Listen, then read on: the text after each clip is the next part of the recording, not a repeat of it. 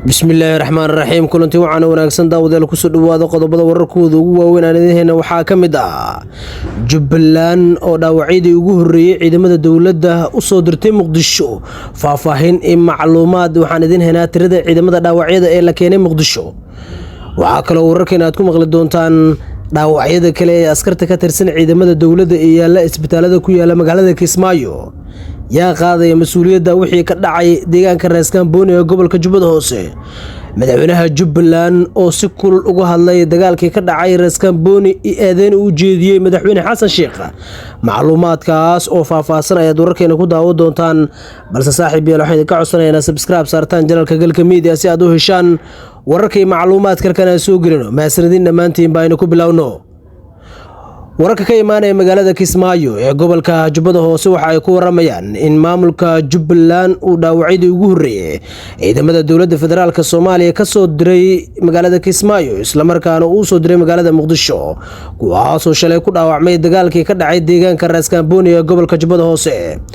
Ku dhawaad 20 askari oo ciidanka dawladda oo dhaawacyo qaba ayaa yaala isbitaalada magaalada Kismaayo, waxaana maanta garoonka diyaaradaha ee magaalada Kismaayo dhaawacyo badan oo ka tirsan ciidamada dawladda Soomaaliya ay diyaarad ka soo qaaday isla markaana waxaa la keenay magaalada Muqdisho, waxaana hadda lagu dabiibayaa mid ka mid ah isbitaalada ku yaala magaalada Muqdisho, gaar ahaan isbitaalka Xoogga.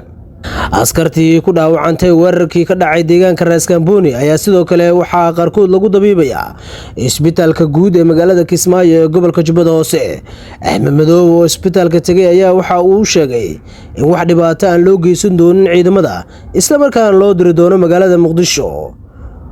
dowladda federaalka Soomaaliya ayaa arintan ka hadashay, waxa ay sheegtay in xilligan walaac xoogan ay ka muujinayso wixii ka dhacay deegaanka Raaskambooni ee gobolka Jubbada Hoose.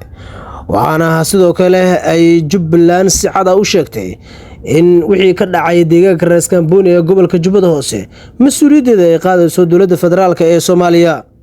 golaha wasiirada Soomaaliya oo maanta shir ku yeeshay magaalada Muqdisho ayaa si kulul u cambaareeyay weerarkii ka dhacay deegaanka Raaskambooni ee gobolka Jubbada Hoose, waxaana eedeyn kulul ay u jeediyeen hogaamiyaha maamulka Jubbaland Axmed Maxamed Islaam Axmed Madoobe.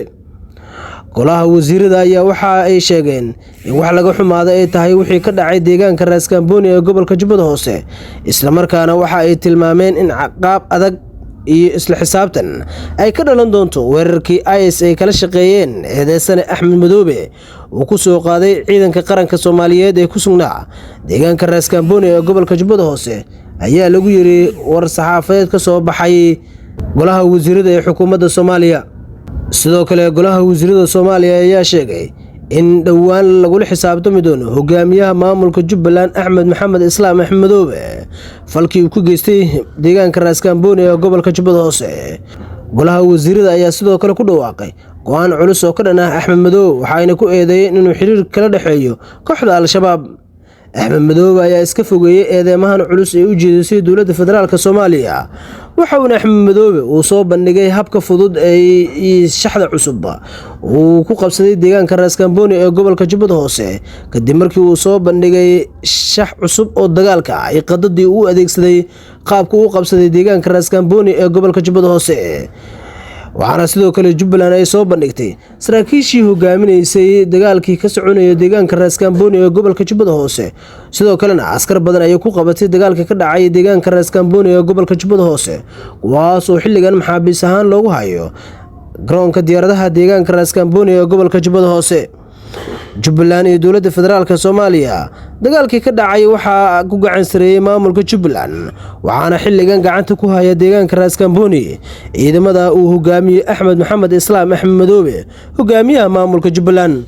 xaafadaha magaalada Raaskambooni waxaa si weyn u adkeynaya ciidamada Axmed Madoobe, waxaan la arkayay ciidamo badan oo sugaya ammaanka isla markaana ka hortagaya dhaqdhaqaaqyo haddii ay sameyn karaan ciidamada dowladda federaalka ee Soomaaliya. dhinaca kale madaxweynaha maamulka Jubbaland Axmed Maxamed Islaam Axmed Madoobe oo warbaahinta la hadlay ayaa si kulul u weeraray madaxweynaha Soomaaliya Xasan Sheekh Maxamuud, waxa uu ku eedeeyay inuu ka dambeeyay wixii ka dhacay deegaanka Raaskambooni ee gobolka Jubbada Hoose. waxa uu Axmed Madoobe uu sheegay in marka hore uu madaxweynaha Soomaaliya ugu digay dhibaatadan ka dhacday deegaanka Raaskambooni ee gobolka Jubbada Hoose. waxa uu Axmed Madoobe uu tilmaamay in wax walba halka ka dhaca mas'uuliyaddeeda ay leedahay dowladda federaalka ee Soomaaliya. waxaa sidoo kale ciidamada dowladdu ugu degay in la soo qaldo waxa uuna sheegay in wax dhibaato aan loo geysan doonin ciidankii lagu soo qabtay dagaalkii ka dhacay deegaanka Raaskambooni ee gobolka Jubbada Hoose qaarkood ayuu sheegayba in maanta ay u direen magaalada Muqdisho isla markaana diyaaradda ay ka saareen garoonka diyaaradaha ee magaalada Kismaayo haddana la geeyay magaalada Muqdisho. dagaalkii ka dhacay deegaanka Raaskambooni ayaa khasaarihiisa waxa uu gaaray in ka badan 40 meeyo waxaana la sheegay in sidoo kale halka tiriinta ka badan ay ku dhaawacmeen. yaa qaaday mas'uuliyadii wixii ka dhacay deegaanka Raaskambooni gudoomiyihii hore ee maamulka gobolka Banaadir ahna duqii Muqdisho Xasan Maxamed Xuseen Mungaab oo qoraal dheer uu soo dhigay ayaa kaga hadlay dagaalkii ciidamada dawladda iyo kuwa Jubbaland ku dhexmaray deegaanka Raaskambooni ee gobolka Jubbada Hoose isagoo ku tilmaamay musiibo laga xumaado. Mungaab ayaa sidoo kale shaaca ka qaaday in mas'uuliyadda wixii ka dhacay uu qaadi doono madaxweynaha Soomaaliya Xasan Sheekh Maxamuud isagoo kaliya lagu xisaabtami doono. sidoo kale wuxuu sii raaciyay tani cibro qaadasho ha ku noqoto ku soo laabo miiska wada hadalka ka joog duulaanka aad ku qaadayso maamul goboleedyada iyo burburinta ciidanka qaranka taasoo sii kala goynaysa bulshada Soomaaliyeed. waxaa sidoo kale Cabdiraxmaan Cabdishakuur oo eedan u jeediyay madaxweynaha Soomaaliya Xasan Sheekh Maxamuud wuxuu ku eedeeyay inuu qayb ka yahay burburinta iyo dhibaatooyinka loo geysanayo madaxda maamul goboleedyada. waxaana sidoo kale uu sheegay in nasiib darro ay tahay in ciidamo ka tirsan kuwa dowladda federaalka Soomaaliya lagu daadgureeyo deegaanka Raaskambooni. waxa uu sidoo kale uu walaac ka muujiyay in wiilal Soomaaliyeed ay ku dagaalamaan deegaanka Raaskambooni waxa uu sheegay inay tahay arintaas wax laga xumaado. sidoo kale hogaamiyaha maamulka Jubbaland Axmed Maxamed Islaam Axmed Madoobe ayaa si cad u sheegay in uu qaadi doono tillaabooyin kale oo dheeraad ah haddii ay dawladdu qaado isku day kasta oo ay ku doonayso inay ku soo weerarto Jubbaland.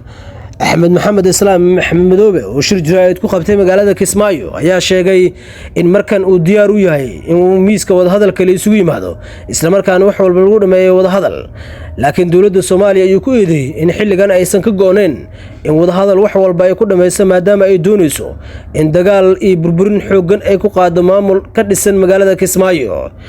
dawladda Soomaaliya ayaa weerar waxay ku qaaday hogaamiyaha maamulka Jubbaland Axmed Maxamed Islaam Axmed Madoobe kadib doorashadii ka dhacday magaalada Kismaayo isla markaana lagu doortay hogaamiyaha maamulka Jubbaland Axmed Maxamed Islaam Axmed Madoobe. Axmed Madoobe ayaa waxa uu muddo 15 maalmood u qabtay ciidamada dawladda ee la geeyay Raaskambooni oo shalay uu qaaday tilaabadii ugu cusleed isla markaana ciidamada dawladdu waxa uu ka saaray deegaanka Raaskambooni.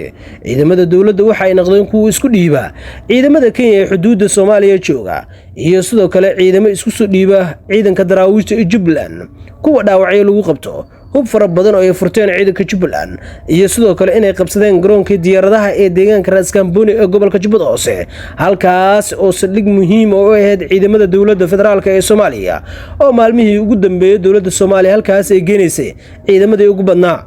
Axmed Madoobe ayaa gaaray guushii ugu weyneed tan iyo markii ciidamada dawladda federaalka Soomaaliya la geeyay deegaanka Raaskambooni waxa uuna ciidamada dawladdu uu ka saaray gabi ahaanba deegaanka Raaskambooni waxaana xilligan halkaas ka talinaya ama ka arriminaya ciidamo isagu uu ka amar qaato gaar ahaan ciidanka daraawiishta oo isugu jira Birjeex iyo kuwa kale kuwaas oo si weyn u xaqiijinay ammaanka magaalada Raaskambooni ee gobolka Jubbada Hoose. Axmed Madoobe markan waxaa ka go'an in wax walba lagu dhameeyo miiska wada hadalka laakiin madaxweynaha Soomaaliya Xasan Sheekh Maxamuud ayaa qaadaya tillaabooyin kale oo dheeraad ah kaas oo ku aadan sidii uu soo afjari lahaa hogaamiyaha maamulka Jubbaland Axmed Maxamed Islaam Axmed Madoobe.